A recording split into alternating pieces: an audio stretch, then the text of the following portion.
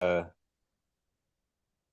them in as they join. So appreciate everybody for jumping on this morning. We have a laundry list of things to kind of attack. With the convention 3 weeks away, we're not going to go deep dive into a bunch of training stuff, but I mean, you saw from the agenda kind of what we wanted to cover. So the meeting is scheduled for an hour. We're hoping to have the main content done early, so we have time at the end to open up for anybody that wants to do kind of a PPG mastermind, help each other out with any challenges, deals, just general training kinds of stuff. And then that should be good. So Ryan has a couple things that he wants to cover right out of the gate, and then we'll jump into the stuff that I've got. Are you good, Ryan? Ryan's up in Durango, so there may be a little bit of background stuff going, but he's got internet, so we're good. Yeah, I'm in a construction zone right now with a whole bunch of trades here. I did want to introduce. We've got Elizabeth Ball joining us from Columbia, Jefferson City, Missouri. She is the newest member of the Peak Performers Group. We're adopting her temporarily until she has a DA that she can call her own, and beyond. So I don't know if she's on mute. So happy to have her with us. She's one of our top performers that we had some interviews with. So it was a pleasure to meet her, and we're going to be seeing her at the convention. So I just want to welcome her to the group.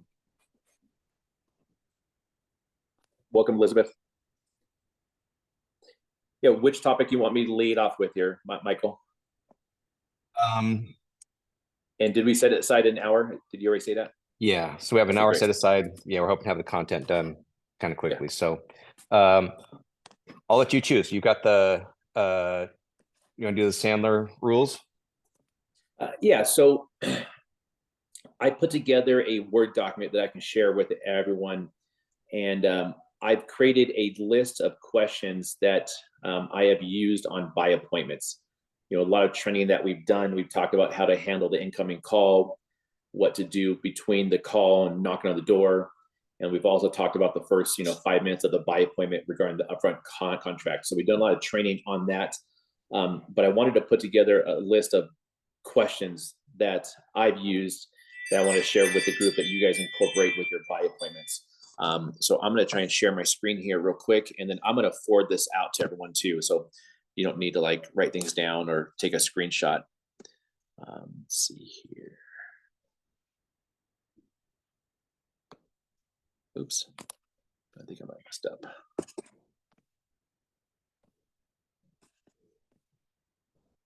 Click the wrong button.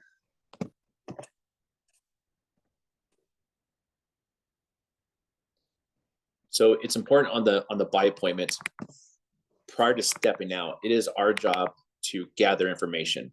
It's our job to ask questions. Okay, can you see the questions now on the screen? Okay, great.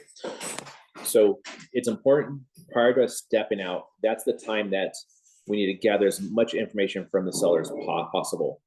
And so when we have the proper upfront contract, we are asking for permission to be able to ask questions, to be able to gather information on why we're there. Are they ready to make a decision, to talk about the money, and ask about what happens next? It's also time for them to ask us questions. So the short of it is, if you're giving solutions prior to stepping out, that's not the Sandler way. So we want to gather information here. So I have about 20 questions here that are broken down in different areas that you can incorporate in your buy process. I have these in front of me, so it's not like I ask every single question here, but this kind of gives me my mindset of what questions I can ask. And as you can tell here, most of these questions start with what, why, how. And as we know, we want to ask open-ended questions and not ask questions where we're just trying to get a yes or no out of them. So I broke this down into the motivation, their decision-making process, want to know their needs, clarification, engagement, questions regarding competition, pricing, and what the next steps are. So I don't need to go through this in depth right here, but I think it'd be good if you guys can take this, put it into your own words, and be able to have some, examples of what questions you can ask on the buy appointment.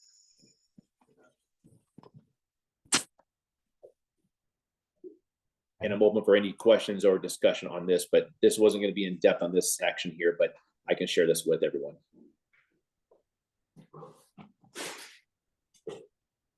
So Ryan, just to clarify, so this isn't something you start and just run through the laundry list of questions right out of the gate, right? You're not doing an upfront contract and say, hey, let me ask you a bunch of questions.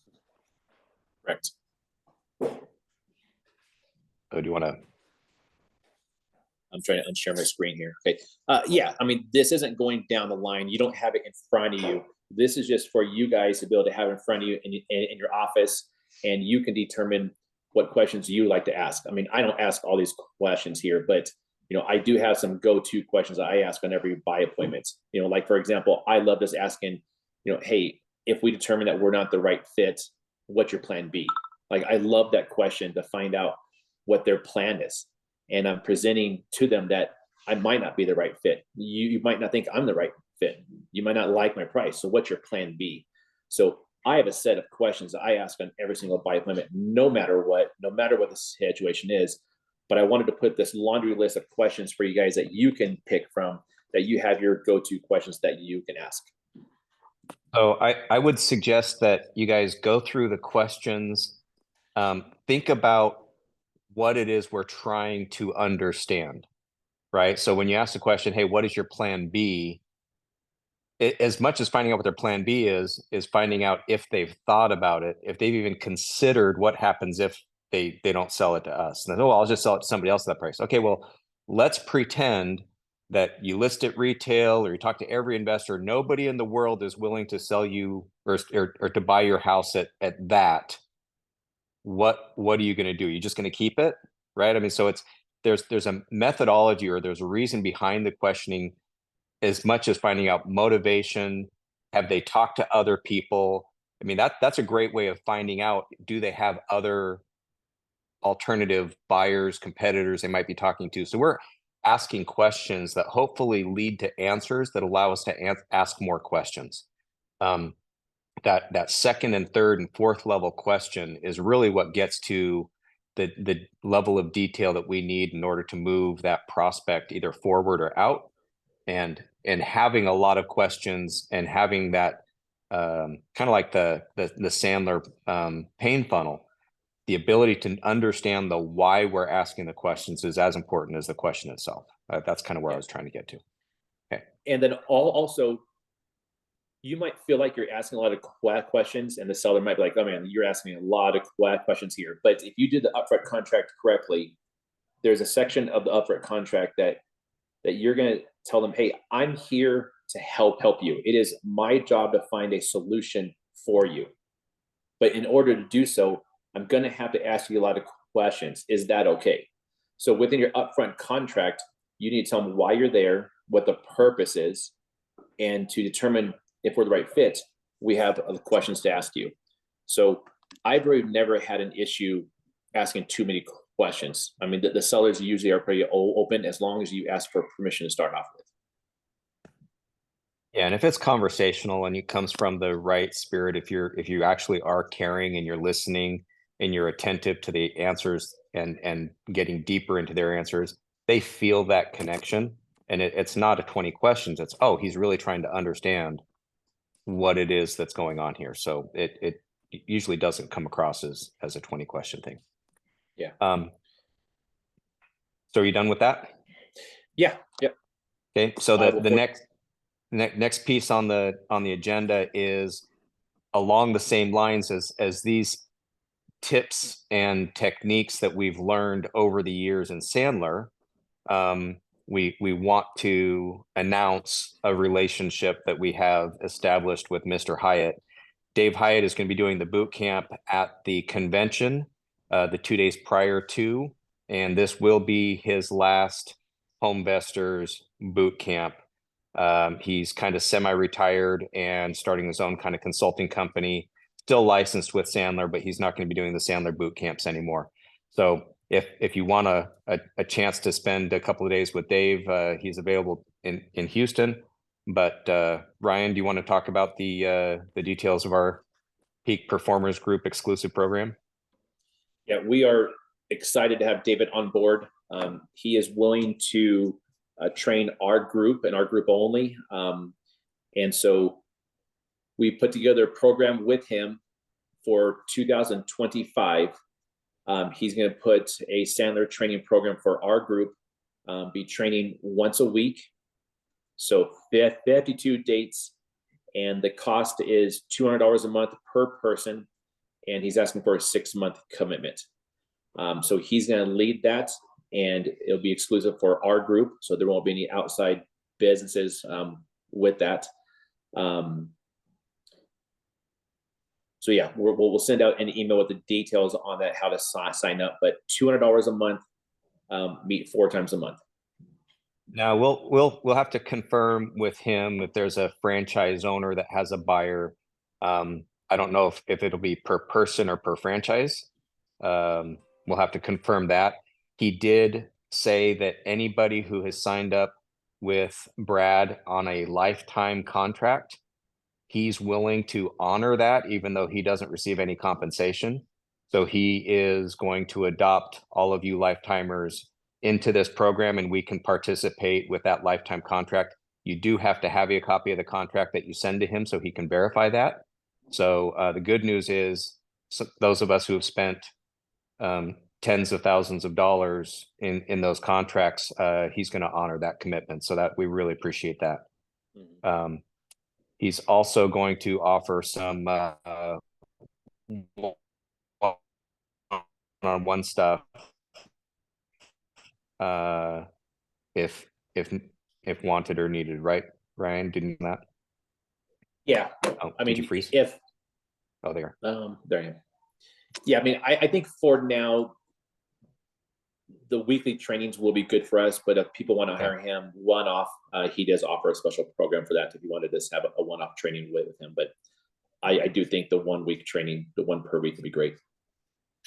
Yeah, so if you think about the Homevestors program that we used to have, was the Sales Mastery. I think it was $7,500 for 2 years. So this is going to be $2,400 for 1 year. So less than $5,000 for a 2-year commitment. And it is monthly. You can do it like we said in 6-month segments, and having access to Hyatt once a week is, I think that's a huge, I mean, it's exciting. I love Dave, and he understands our business. He's been on buy appointments. He understands what we do. He's worked with the top franchisees across the country. So it's good news. Yeah. And I think the schedule going forward is going to be every Thursday mid-morning. So that's going to be the plan. So every Thursday. Thursday, not Friday? Okay. I thought we were doing January. He put Thursday, January 9th. So let's make sure that's correct. Okay, cool. Yeah. All right. So that's Sandler. That's what you had on your agenda, right, Ryan? Was there anything else? We can at some point talk about the rental analysis. Yeah, I'm gonna come back to that. Okay.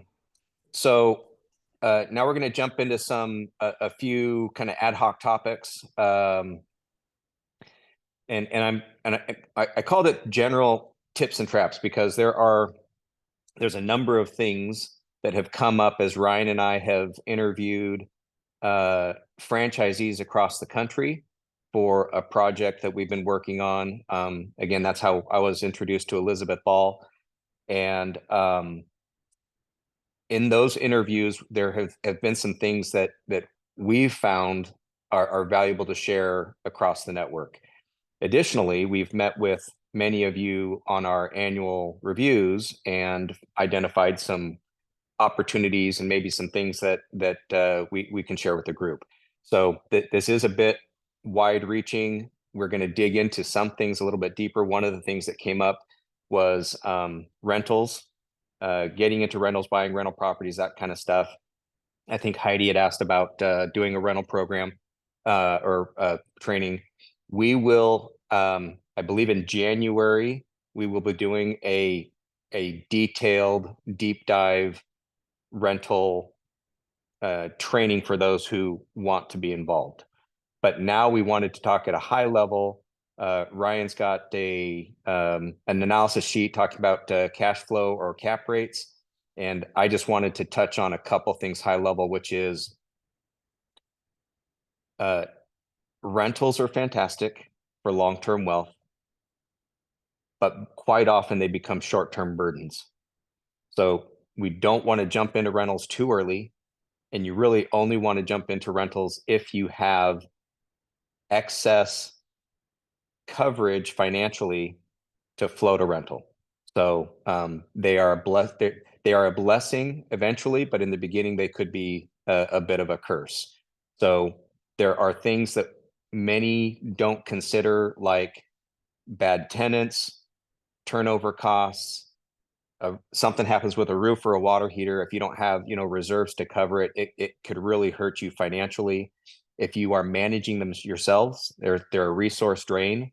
And then if you have a third-party property manager, that's an additional expense that cuts into the cash flow. So by the time you take your maintenance, taxes, insurance, mortgage, property management, turnover costs, and all of the associated expenses, the cash flow may not be what you think it is, and may not give you what you want to move forward. But over time, you build up a bunch of these. They are massive wealth generating opportunities that, again, we'll go into a little bit deeper in January. But just wanted to caution you guys not to be too aggressive with jumping into rentals too early. We've talked before, I think the best flips, the ones that are the deepest buys that are great money makers on the flips, end up being the best rentals. So you're giving up also the opportunity to make money in your business on an income flip by holding onto that rental property. But there are also ways to tap into that cash that, again, we'll talk about more in January. But we wanted to touch on it, see if there are any specific questions that we can touch on, or just plan for January. But Ryan, why don't you share your analysis and help us understand what the rental numbers look like? Yeah, I think that, like you said, we'll do a specific training on this, go in depth. This is very high level here, but I wanted to share a spreadsheet that I created that I'll share with you guys also. There's a lot of spreadsheets out there, but this is one that I built to be able to look at a property if it's a good rental property. So I'll share my screen here real quick, and then we'll send this out to the group. Can everyone see my screen, the spreadsheet? Yep. Okay. So I'll forward this out. The fields in yellow are the ones that you'll change, and the rest are built based off calculations. But what this is doing here is that you put in your price, how much you're going to put down. On the top left, the top right will give you the breakdown of what the cap rate is, the cash on cash. We can talk more about that, but the cap rate is the return that you're going to receive on the property, and on this specific property, the cap rate is 8%. So the thing to keep in mind is, what is your cost of money? So if you borrow money at 8% and the capitalization rate is at 8%, then you're breaking even on the bank's money. So if you're getting an 80% loan, you're not making any money on that. You're only making 8% on your down payment. So that's what the cap rate is. I built this here that if you're going to project appreciation, you can do the equity appreciation there at 3% a year. And then the rental income, you can put how many units, square footage, price per unit. And then the estimated cash flow here is, you want to put in, what vacancies are, any additional income, and then you have your expenses here of your taxes, HOA, insurance, property management, and then it calculates everything. And at the very bottom of the green, we have the debt service. So we have the loan amount, what rate you're going to borrow it at, and then it calculates the cash flow that you're going to receive at the very end. So I've seen some other spreadsheets out there that maybe are better than this one, but for me, this is pretty quick to be able to analyze what the cap rate is. And it also does figure out what your DSCR ratio is. And that's important to know because, if you're going to borrow money, they're going to look on that. And that calculation is taking it's taking your net operating income and dividing it by debt service, and it'll give you the ratio there. So So I'll send Ryan, this out. Yep. where you have the equity year 1, 2, 3, is that is that actually the appreciation? Yes. Okay. Um, I Up can in the remember. board. I built. Yes. It's so what it is that this $20,000 is. I mean, you're buying it for $245,000 and it appraised for $265,000. So I mean, that's not accurate for Yeah. our numbers, but hopefully we're buying the property with equity in it day one, so that after year one, you have the 20K initial plus the 3% on the 245,000. Okay, with a 3% annualized growth, if you want to calculate a future appreciation. Okay. Exactly. Okay. So you can play with it. You know, in the Phoenix area, I've had my rental properties. I've sold them all because of the opportunity cost. It was a business decision because when we bought them back in the day, we bought them right, and the market ran, and there's a lot of equity in there. So looking at what cap rates are, home values, cost of money, we felt like it was best to sell those and move the money. And so, as you guys know, I'm trying to buy rental properties in Albuquerque because it's a better cap rate and pivot there. So, because cost of money has increased and rents haven't followed that, it is tougher to buy rental properties in Phoenix area. You know, but one thing to factor, which we'll go in depth, is tax savings with be able to depreciate these assets. So that's a huge factor on possibly owning rental properties, is a tax benefit. Absolutely. So again, we'll talk more in January. One of the things I wanted to point out is, just like Ryan said, I've sold a few of my rentals in Arizona to hedge a little bit and take some of that profit. But at the same time, we have franchises in Albuquerque, in Florida. I sent a note to Elizabeth. I'm interested to know about the market where they are and some of the cash flow opportunities as we continue to develop our group and get better familiar with what we are offering. There's opportunities to buy, to make money here and then move that money to another market where the cash flow might be better. Steve Radolinski, he just sent a recently bought a rental in Santa Fe. Oh, it just went away. You want to read that note, Ryan? So one of the things we're looking at, so I told Brian in Orlando that I would buy anything that he had at 75% minus repairs, because I knew at the time that I could finance that with Silver Hill and have be zero cash out. So I've picked up in Florida about 20 properties in the last 2 years that have been assigned to me by Brian. He just knew I had I'm a standing outlet for him. It's an easy assignment. So there may be opportunities as we discuss each other's businesses and desires that we can help each other out. Maybe Elizabeth can assign some stuff to us and we can help her move some product that otherwise, wouldn't be a great flip. So we want to keep that stuff in mind as well. What did Steve's chat say? Did you look at that? Yeah. I mean, New Mexico, 25 with zero down.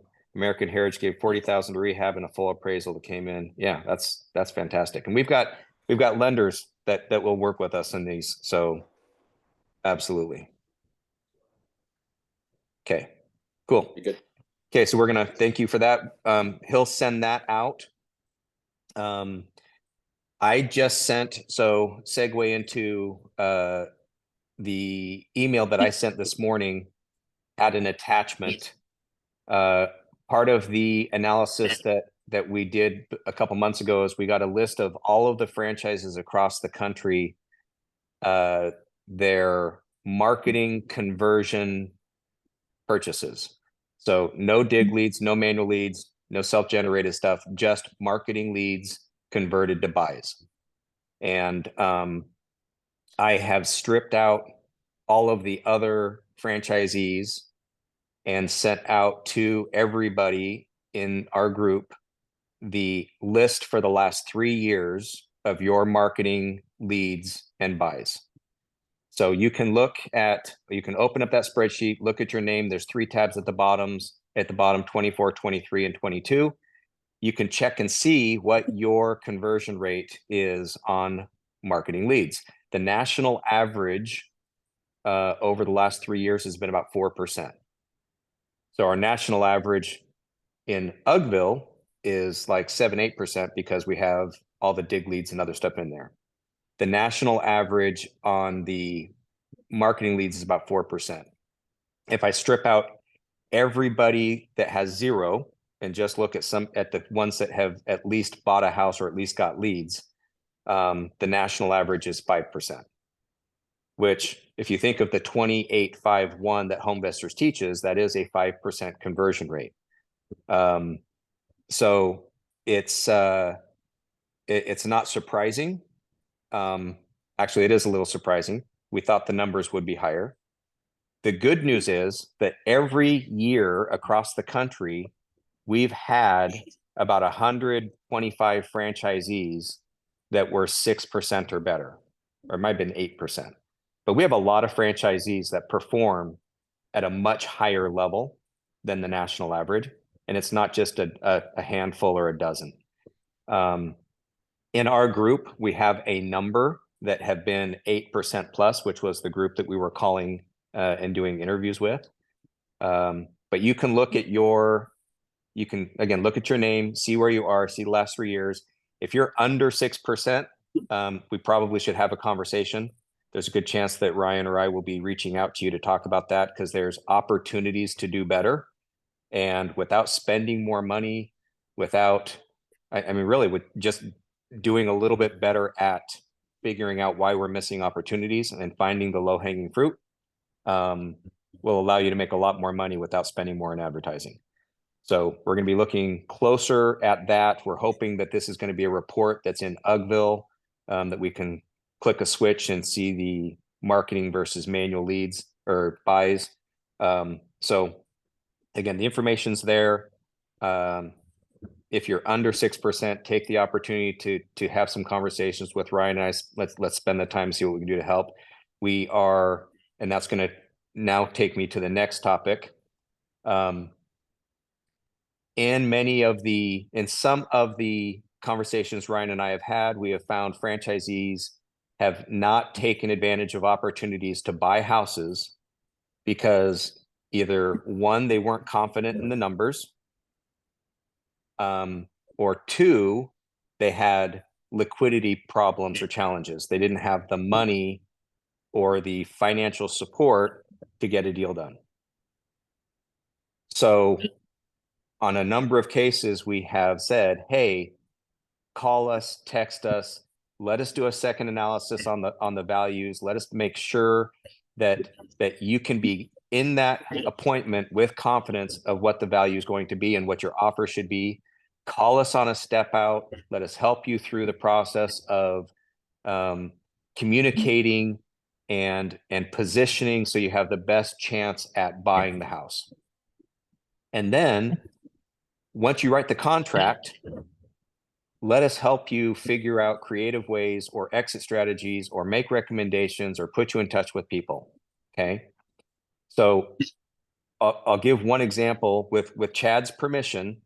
We met with Chad Thompson. He said, hey, I've got this relationship. I can get loans from Jason and Noah. They'll give me the financing, but sometimes I have to either put money down, right? Or I don't, and I don't have the money to put down. So it was like, okay, so are you not buying houses because we don't have the cash to put down on the property? Well, we need to make sure that doesn't happen anymore. So I mentioned, and I have with a couple of you provided gap funding. And so I've mentioned to Chad, hey, if this happens, call us. We do not want to miss a deal because we don't have the cash. So Chad sent me a text and he said, sure enough, there's an opportunity to buy a house. I need help with the down payment to make this thing go. So I wanted the group to know two things. One, never say no to a deal that makes sense because you don't have the money, because we'll find the money. And two, if anybody in this group has some cash that they want to help other franchisees get deals done, there's opportunities to be gap funding partners. So I'm getting 16 to 20% interest on my gap loans. And it may be 30, 40, $50,000, and it may just be 3 or 4 months. But I'll loan Chad the 30 grand for his down payment. If he'll pay me 16, 18, 20%, for him, it's only going to cost him $400 a month for 2 or 3 months. And I may even float that till the end. And then when he pays it off, it only costs him $1,500, but he gets a deal that might make him 30, 40, 50 grand. Okay. We have some franchisees that are assigning properties because there's some cash flow liquidity challenges that maybe doing a joint venture with Heidi or somebody else that we can all profit a little bit more than just giving up an assignment fee. So I wanted to throw it out there, let the group ask any questions that they have, make sure that we understand the opportunities, and let you know that we have a deal right now that Chad Thompson has on the table, that if somebody has $30,000 they want to lend, he's willing to pay a higher interest rate to be able to get this deal done. And I can help logistics with what I've done and that kind of stuff. So I'm going to pause and ask if anybody has questions, anything that they want to ask or clarify.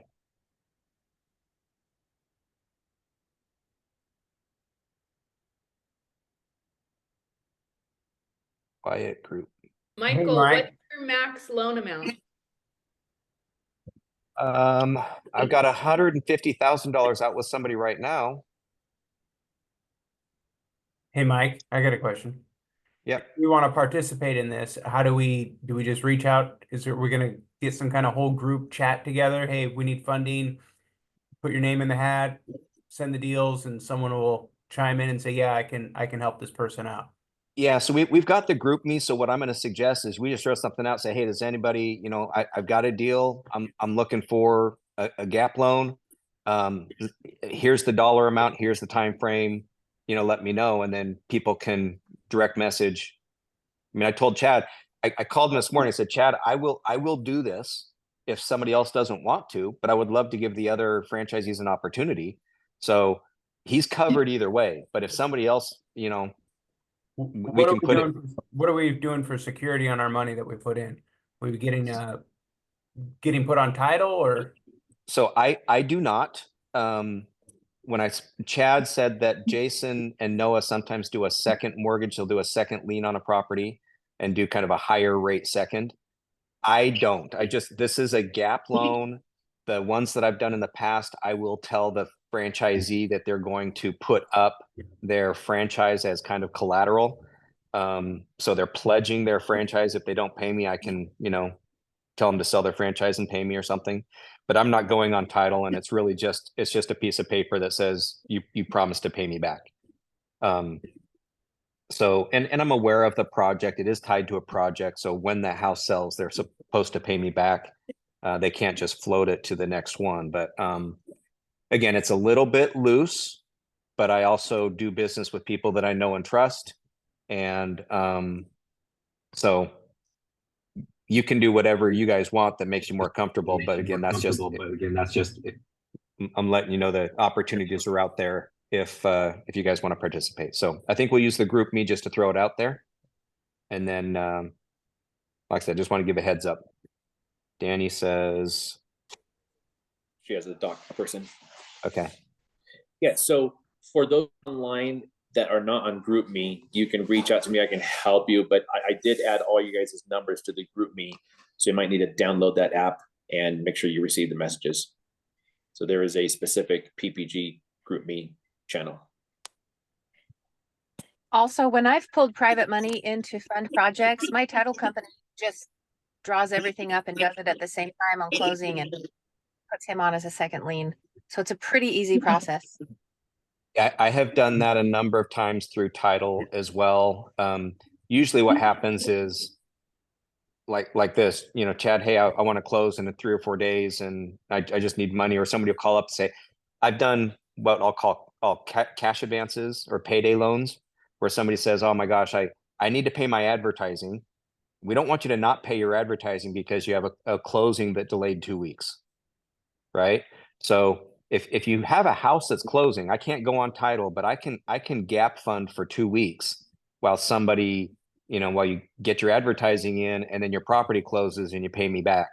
Those kinds of things it's just a hassle to go through title and be added. So there's lots of scenarios. Again, liquidity. So when we talk about tips and traps, liquidity is king. Use other people's money.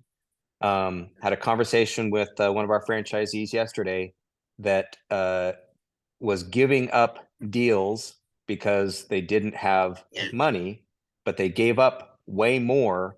If they had gone in and either used somebody else's money or partnered with somebody, they could have maximized each of those opportunities and made $300,000 or $400,000 more last year. And still, if they gave up 25% of each of their deals to somebody to help them with the financing side, they still would have made $200,000 or $300,000 or $400,000 more by giving up $100,000. I mean, it's kind of crazy. So if you have any questions, we can talk more offline. I don't want to spend a ton of time on this, but there are opportunities to leverage each other, to help each other, and allow us all to do more deals. Make sure you have cash, keep your powder dry, finance with lenders that'll give you 100%, finance with lenders that'll do draws. Again, I talked to somebody yesterday, said, oh, I've never done a repair draw. I pay all my repairs out of pocket. I don't want to do that. So, well, if you have 5 projects and there's 40 or 50 grand, that's a lot of money sitting in those projects that you can't use. So yeah, it costs a little bit of money, but you'll be way more successful. You'll sleep better at night and you'll be a better buyer if the money's not dragging you down. Okay. Any other questions?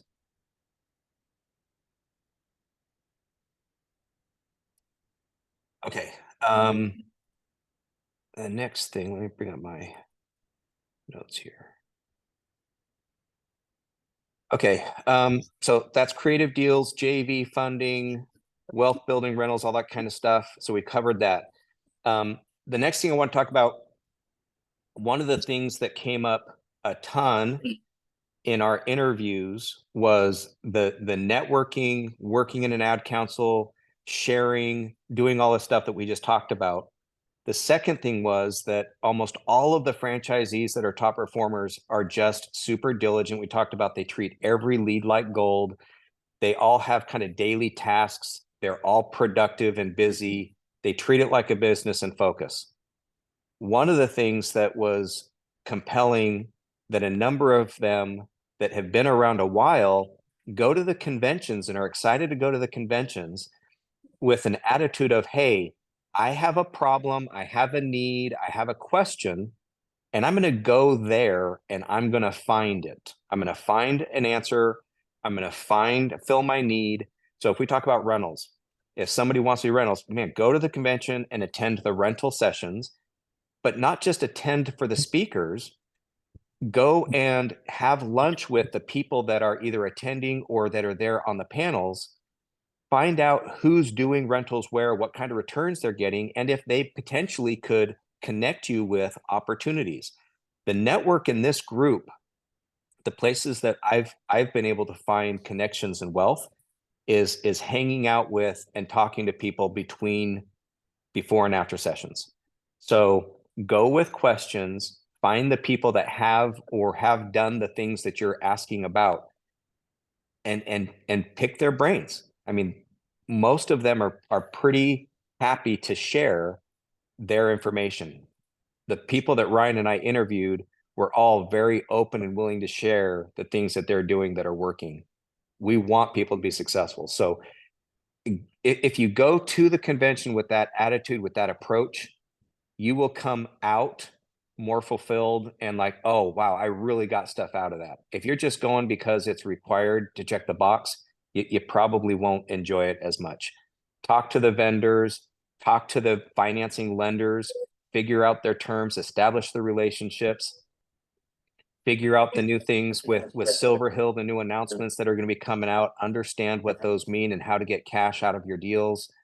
And talk to the people that have the pad splits or the Airbnbs or the people are there. I mean, I've spent time with V Lee figuring out how she runs her short-term rental business because she's got so many of them, make so much money. So leverage the time between now and convention to identify what you want to get out so that you're targeted at convention. Okay. Any questions, comments, or thoughts about that?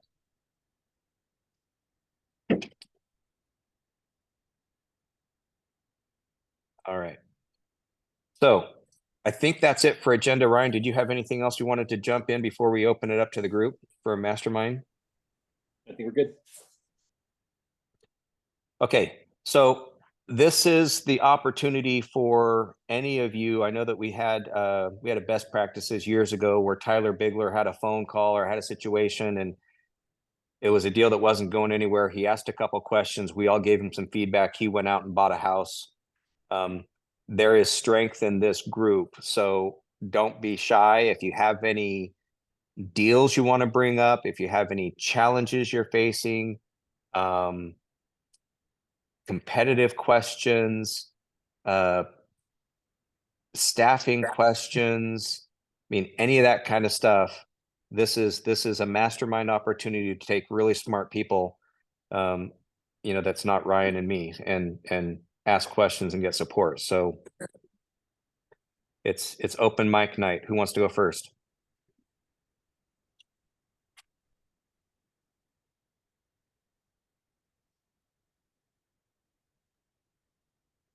We are wondering for the people who have coordinators, like how you pick what to delegate to them versus what you still do. Obviously, you want to delegate things that aren't your strengths, but do you have like a regular, this is what my coordinator will do every day task list? While you guys are thinking about that, you brought something up that I meant to mention. One of the things that also was identified in all of these interviews is that rarely were the top performers doing everything in their business. In most cases, top performers had either a team, a coordinator, or a buyer or project manager, or they had ties to independent people who were doing the things that they either don't like to do or don't do well. So to Danny's point, identifying our weaknesses or the things that we don't do well and farming those off is a huge piece of the success across the network. The top performers are not doing the things that they either don't like to do or are not good at doing. So who on this group has a coordinator that they can share what things they farm off and how they divide those responsibilities? I will share. I've tried 2 different coordinators in the past, honestly. And I have found for me the way it works best is that I simply shift off to them things that are going to take me longer than 5 or 10 minutes. Mostly it's just reporting and then a text from time to time. Remind me to do this, put that in there, put this note here, just do everything that I don't have time to do right now. But as far as the actual leads and staying in the leads, looking at the leads, all of that, the tasks, I have to hold on to that myself because those are your babies and they're your $1 million babies, and nobody's going to love your babies like you do. And so coordinators mean well, but they, you know what I mean? It's not that they don't care, but they're not going to be absolutely passionate about looking at them every day and making sure you're staying on top of everything every day. So I keep that to myself and really just look at the coordinator as a glorified whatever I tell you to do that I don't want to do.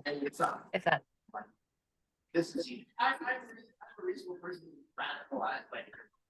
Hey, Ryan, can you silence Steve?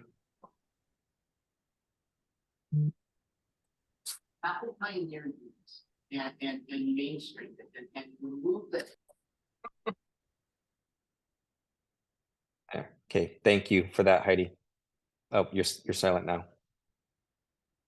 You muted everybody. Go ahead. Oh, can't hear you.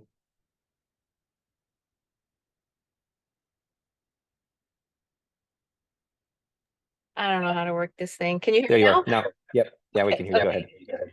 I will also second, if you guys have not read the book, it's called Who Not How.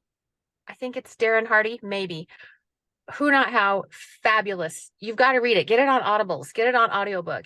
He says, find your 20%. Find what you're really, really good at. Everybody has their 20% and get rid of everything else.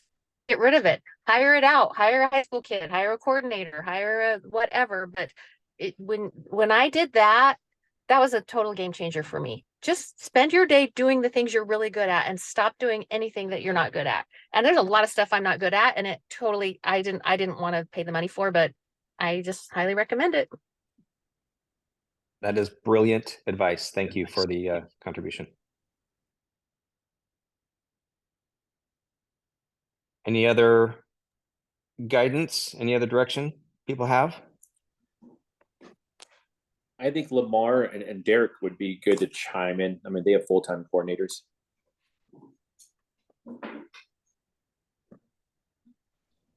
Lamar would be lost without his coordinator. Mhm. Is he on? Mhm. Yeah, he's there. So I apologize, I'm coming into the meeting late, but definitely agree 100%. I've had a coordinator for a very long time, and I would never run my business without one. Now that I have one, a coordinator job doesn't make you money, but it will cost you money if you don't do it. And so it's just, you might as well spend that money and keep everything running smooth so you can buy houses. I mean, that's really what it comes down to.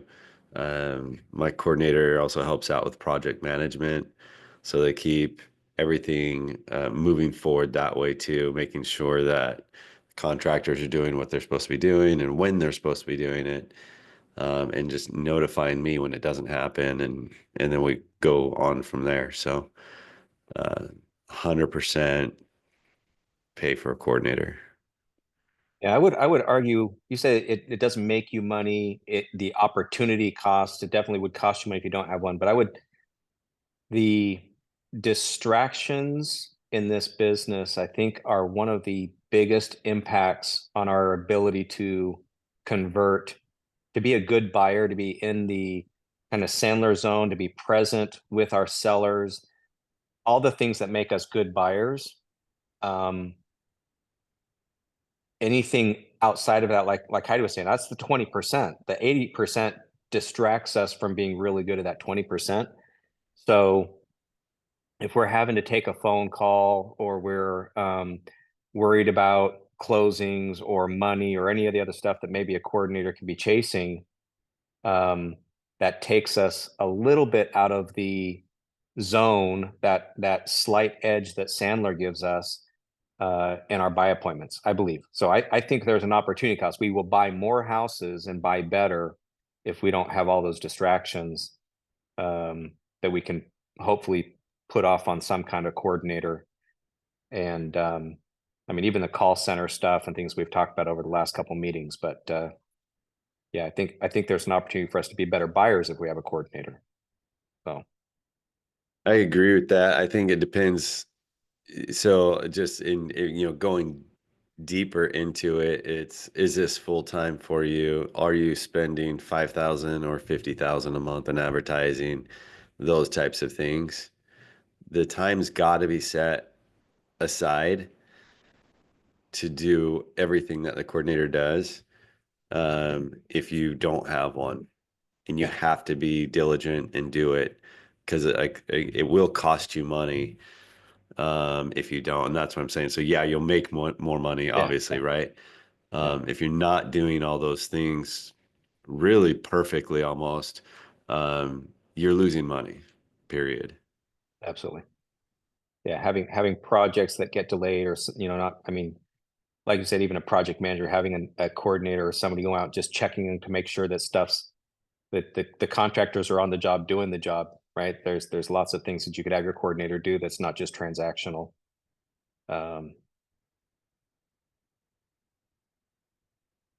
Brian, do you want to talk about when you had Vivian? I know that was you had that pretty dialed in, and then with Matt working the construction side, I think you had one of the most efficient machines that I've ever seen in this business, and just had it dialed in for so long. I would love to have you kind of talk to that.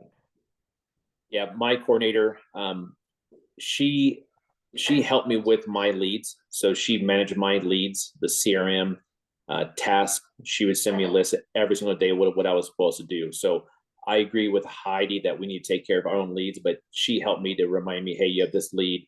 Let's not forget about this. So she was in charge of the CRM.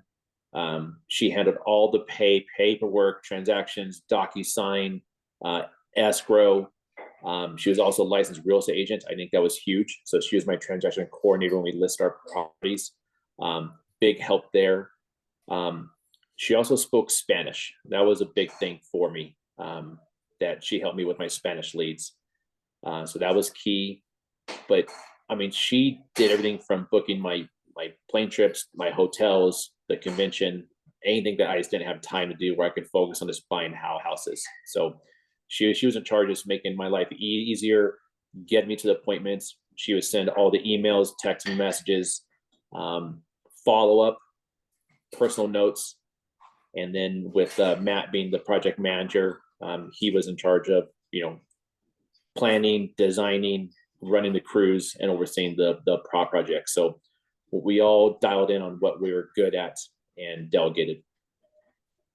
Did you have, and Derek, I'll ask you too, do you guys have weekly meetings, twice a week? I mean, what's your coordination with your admin and project manager? How often do you kind of, We have engaging? we have standing meetings Mondays and Wednesdays. Okay. And then as a team, because I actually have a transaction coordinator also, so all three of us are together on that, and then obviously we're communicating all the time outside of that. But we have alignment meetings Monday and Wednesdays. Okay. Ryan, how often did you connect? We didn't have a standing meeting, but I was in the office. I mean, we were talking every single day. I mean, Oh, that's I right. talked to You shared an office with her. Yeah. yeah. I mean, we talk every single day. So we didn't have to have like this meeting once a week. It was constant communication with Vivian and Matt. Okay. Does that help, Danny? Do you have a follow-up question?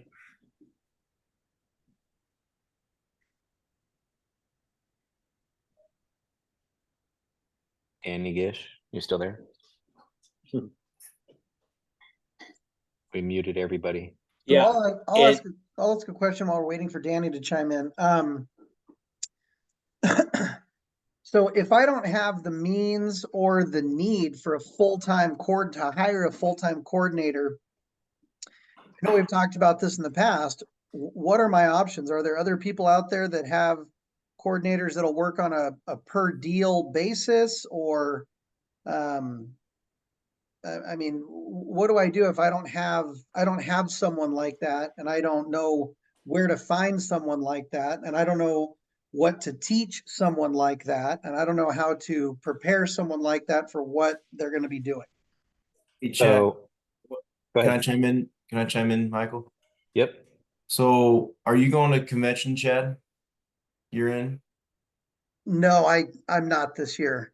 Okay, because they always have a coordinator class at the convention, and I would pose that exact question in that coordinator, and there's probably someone there that does part-time work for 4 or 5 or even 20 different other franchises that would probably pick you up and help you do a lot of things. So that would be my recommendation, would be to get into that network.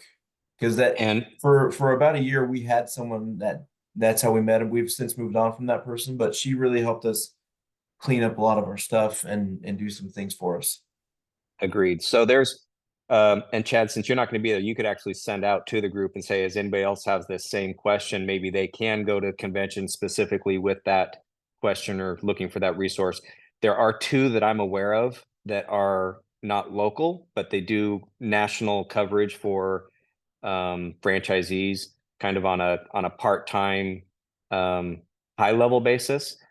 Steve just mentioned Ringly. I've used Ringly in 3 of my franchises to do historical follow-up, and they do some active engagement too. If and I know Chad, you're talking to Ringly, you can talk to them about maybe doing some of that stuff. But we do have 2 or 3 franchises in each of these markets that have the same need you have. And you might not be able to hire somebody full-time, but you may be able to hire somebody 25% of the time, which is how Ryan actually started initially. There were 2 or 3 people that were sharing a resource, and I think Ryan ended up buying her out full-time as they went that direction. But there's a number of ways to solve that problem, but that is one that is a need that I think we're not jumping on early enough. Again, I think we tend to save money and want to take that on. And to Derek's point, I think we're missing opportunities by not farming some of that stuff out. There are resources that you can have part-time. I wouldn't be surprised if after the call center that Homevestors doesn't start providing some resources ongoing for admin support as well. So keep your eyes and ears open for future directions and at the convention. But Chad, if you want to send a note out, or just like, again, I know there's 2 or 3 people that will be at convention that probably have the same question. Thank you very much.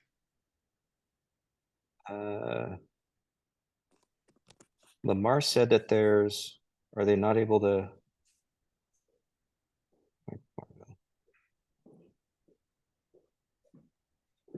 Michael, we got a quick question. We had a quick phone call, so you might have already answered this question, but something Braden and I have been wondering as we've been building out our business is, how do people pay their coordinators? Do they pay them hourly? If they pay them hourly, are we looking at whatever, $20 an hour, $35 an hour, or are people paying them salary? I'm sure everyone structures it a little different, but I'd love to hear from people who have a coordinator, how their coordinator gets paid. Yeah, so coordinators are typically paid an hourly or salary, but hourly they tend to be in the $20 to $30 kind of range. In my experience, buyers should never be paid hourly or by salary. They should always be 100% commission tied to profitability. So you can have a coordinator be in a profit sharing or an incentive program. I'm a big fan of incentive pay, that if the company achieves certain goals, or if they help the seller or the buyer achieve certain goals, that there's some bonuses. I'm a variable pay fan. And if they bring deals, or if they do anything that's kind of referral based, you want to give them some bonuses there. But Lamar, are you able to talk now? Can you speak to and Derek, if you guys want to speak to your compensation for your admins? Mine's just salary, and Can it's you kind share of been that way from the get-go. I mean, I guess it was even when I started, it was hourly, but if they're good, I mean, I paid them no matter what, gave them the time off, whatever, just still kept them, so it ended up just being a salary position. What's your can you give us a range of where you've been for your various admin positions price wise? Well, the market has changed. So, when I first started, I was trying to do it cheap, and that was horrible. It did not work out good. Cheap being like, again, I've had a person for a long time, so I think I had someone that was like $12 or $13 an hour. Compared to today, my last one who retired was pushing 60 and 60K a year, and it's about the same right now. Yeah, if you can start with some college kids and some real estate agents that are hungry, and you could get them for 15 to 20 bucks an hour. I had my daughter working for me for a while. She works at a car dealership place or transportation place, and she's getting like 20, 22 bucks an hour. So, and she's doing administrative stuff. So administrative work, you're going to be probably in the 20 to 25 range. If you have somebody like Ryan's who has worked at a title company, if you have a real estate agent that has a license, the more skill sets that they have, the more you can pawn off and the more value that's there. So keep that in mind, right? If you've got somebody who's good, who's covering a lot of ground, you need to pay them well enough that they stay and do their job well.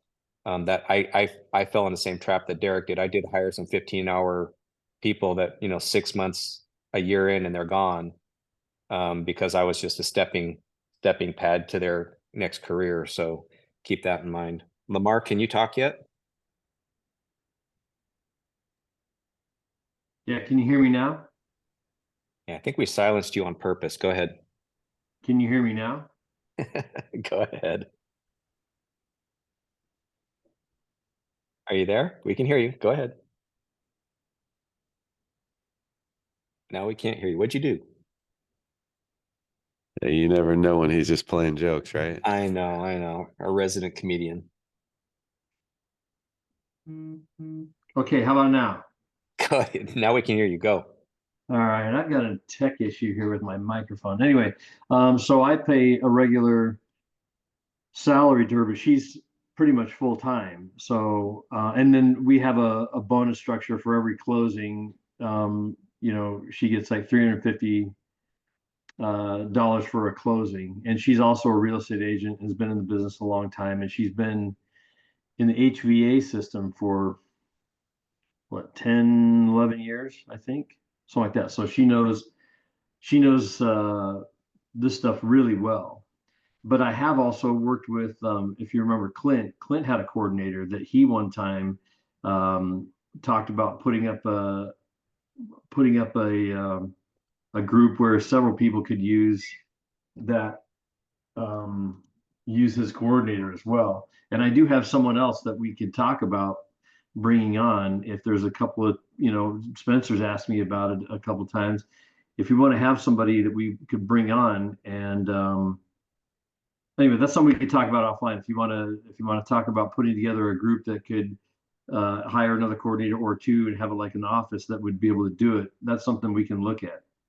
Well, you mentioned Spencer. I'm gonna throw him under the bus, and I'll apologize if he's on the phone and I didn't ask his permission, but I think for 3 years in a row, we would have our reviews with Spencer, and he would talk about the fact that his UGVille's not updated. And yeah, he really needed a coordinator. And we talked about maybe divide and conquer, find somebody, split it. Yeah, we're gonna do that. And then the next year, yeah, I really need a coordinator. And it's hard because it takes money and training, like Chad was saying. You got to train them, right? And you can pay the money, and things are already a little tight for some of us. And so, but it's kind of like sharpening the saw. You can keep chopping and keep chopping and keep sawing, keep sawing. If you don't stop and sharpen that thing, you're doing way more work than you need to. Hiring an admin and moving that stuff off of your plate, like Derek said, he will never go back to doing it himself. So, Lamar, if you've got somebody, let's put him in touch with, you can send him to Ryan and I, and we'll find out who wants to get in. Chad is a candidate, Spencer, Sam, James, and we've got a handful of people that probably could use some admin support. So let's try to figure that one out. Yeah, I can help with that. Well, we can talk offline about that. Well, and you've got Angela that can help. So someone like Chad's like, man, I don't even know how to train this person. Well, if we can hire Angela to train the coordinator. She's been doing this for a decade, right? So we've got the resources. Angela can train the HVA people. I'm telling you, we in the pilot program for the phone system, we constantly update their system. Like, you can't do this, we need this, something that, anyway, we do it all the time. So She could train HVA people. She's been around longer than some of them, most of them probably. Okay, so anybody on this call who wants to engage in a admin, we'll have a separate kind of, whether a call or a meeting or something to set up administrative support. You can shoot me a text or an email, and I'll keep a running list, and we'll just make that happen. All right, so we are over our hour. Ryan, I think he had a hard stop, I think, at 11:15. I don't know if he's still on. I'm still- Any other burning questions, challenges? I mean, this is the kind of feedback that can be absolutely huge for us moving forward. We've got some great resources here. So what else can we do for you? We'll give it a couple more minutes if anybody has something else they want to jump in with. I got one question. I'll say one last thing.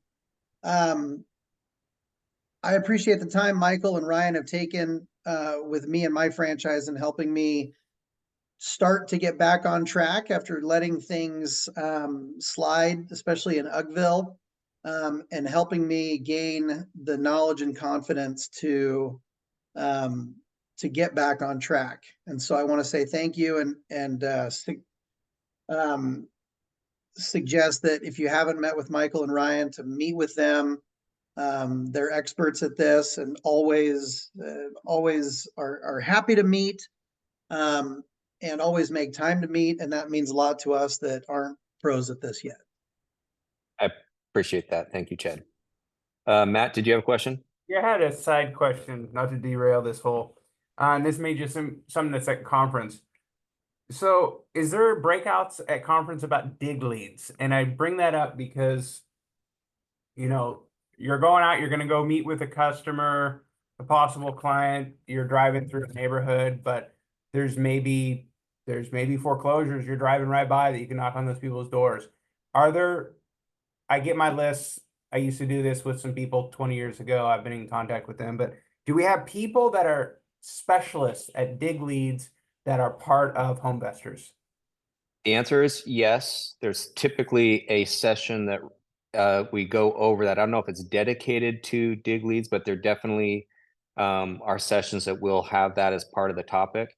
One of the things we have found in our round of interviews is that the two different kinds of dig leads, maybe three different kinds. One is driving around, looking for tall grass, identifying distressed, deferred maintenance houses, putting them on a mailing list, knocking on a door, putting a door hanger, and sending a mailer. That's the dig lead or the lead dog dig lead system that Homevestors has talked about quite a bit. There's also the networking. Ryan's talked about this, lots of success, knocking on the door after you write a contract, talk to the neighbors. Hey, I just bought this house, keep an eye on it. By the way, if you know anybody who might be looking at a property, we buy houses and we fix them up. That kind of pitch is both for buyers and sellers. That kind of networking and talking to trash out guys and talking to realtors and networking is where the dig leads are really coming in. That's where the money comes from. That's where the opportunities are presented, is really the networking stuff, not the list stuff. Matt, you have experience doing the foreclosure list. There is an opportunity there, but that's also a very competitive space where everybody gets that public list and everybody prefer not to be an ambulance chaser. These people are in a world of hurt and there's a bunch of wolves at their heels. So maybe that's one of the things that we could do, but I think there's potentially better use of your time. David up in Boston. Is he in Boston? There are definitely resources, that Ryan just pointed out. So again, go to the convention with that in mind. That's a great question to ask. Talk to the people, find out who's who. Somebody's going to know somebody who can lead you to that. So that's a great question. And yeah, let's talk about we'll talk about findings in future conversations, and you can tell us what you found out. Yeah, let me just add to that. I mean, I think it's good to have a dig lead program, but from all the top performers we talked to, I don't think one of them had a dig lead program. Now, with that said, they did get dig leads but they were getting leads from the brand, from them talking to realtors, to knocking on doors, to leaning on the people they bought houses from for referrals. So they did get dig leads, but majority of people did not have a dig lead program. And in my opinion, until you can fully maximize your current leads, getting referrals from your database, you got to do that first before you go out and build a dig lead program. Yeah. But David, just so you guys know, David is amazing. He will help you out. If you call him right now and ask for help with the dig lead program, he will give you everything he's done. He is the best of the best. So definitely go to his session, find him at convention. He is the nicest person out there if you want to build a dig lead program. Okay. And he has one. Guys, you know, I'm starting brand new with this with Ron and Melissa, so I'm Love looking it. at all rocks, right? Well, we'll get you there. Yeah. Awesome, Matt. You're the man. All right. So appreciate everybody's time. Hopefully that was helpful. What is your network is? Okay. Yep. The network is everything. So, looking forward to seeing everybody at the convention. We've got, the dinner and awards plans, and, it's going to be a good time. So with that, we'll let you go unless Ryan has something he wants to say. We're good. Thanks, everyone. All right. Have a great day. Bye, Thanks, Lo. guys. Thank you. Thank you. Hey, Ryan, Yes. I'm going to have to figure out this whole text me special text bot chat that you have going. Group me. Group me. Yeah, let because me I went to let me sign make sure in you're on there. You've Let been me make sure you're on there. times, and I'm like, I don't even have an account. Well, let's start there. Download Group Me. I did. Go to the, okay. Okay. Oh, Let me add you. Okay. Matt, what's your phone number? 971 Hold on. Go a little slower. 971 335 335 8697. 8697. Okay. Matthew Morris, adding you. Okay, you should get I assume a text message. Oh, okay. Now I got it. Okay. So you're gonna join that group, but then if you go into the settings of GroupMe and you want to do the SMS push text, so when someone does a post, it gets sent to you in a text message also, so you don't miss anything. Okay. Okay, I will do that. Thanks, Ryan. Yep. Thanks, Ryan. Matthew needs all the help he can get. He's gonna be great. Okay, Thank we'll you, see you guys. guys. Thank you, Somebody's Nicole. sneaking into your last minute. I know, huh? Yeah, Hey, Ron, do you want to call me when you have a minute? Oh boy, I'm in trouble. Okay, I'll call you. Talk to you. Bye. Bye. See you later. guys.